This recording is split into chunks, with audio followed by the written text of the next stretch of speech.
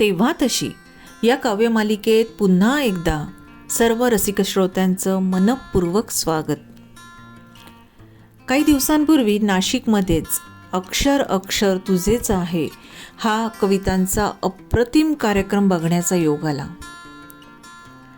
कवी अपूर्व राजपूत आणि त्यांच्या सहकाऱ्यांनी हा कार्यक्रम अतिशय सुंदर सादर केला होता आणि मुख्य म्हणजे सर्व तरुण मंडळींनी त्यातल्या प्रत्येक कविता अक्षरशः डोक्यावर घेतल्या होत्या. बघून फार आनंद झाला. आणि मग मला देखील तुझ्या पुढे तर काहीच नाही या अपूर्व राजपूत यांच्या कविता संग्रहातली एक कविता वाचण्याचा मोह आवरला नाही. आज आपण ऐकणार आहोत अपूर्व राजपूत यांची कविता सैलवेणी.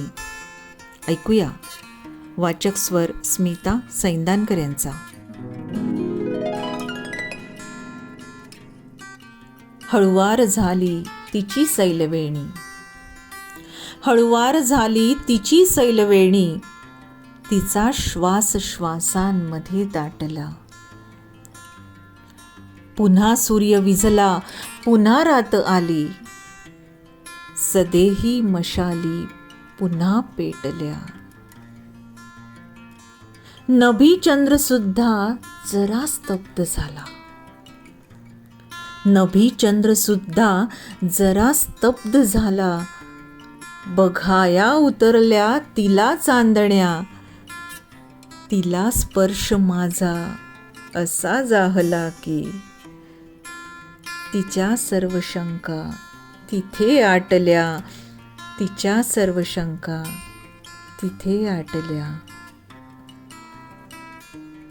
मिठी मारली घट्ट इतकी मला की करा कर तिच्या वाजल्या बांगड्या. मिठी मारली घट्ट इतकी मला की करा कर तिच्या वाजल्या बांगड्या.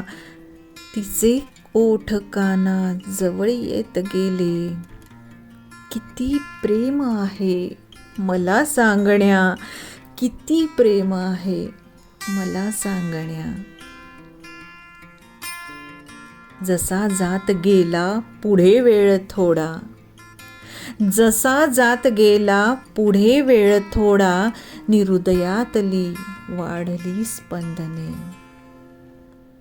मला भान नव्हते जगाचे जराही, मला भान नव्हते जगाचे जराही.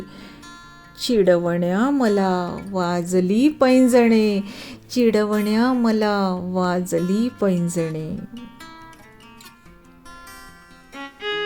कवी अपूर्व राजपूत. वाचक स्वर स्मिता सैंदानकर.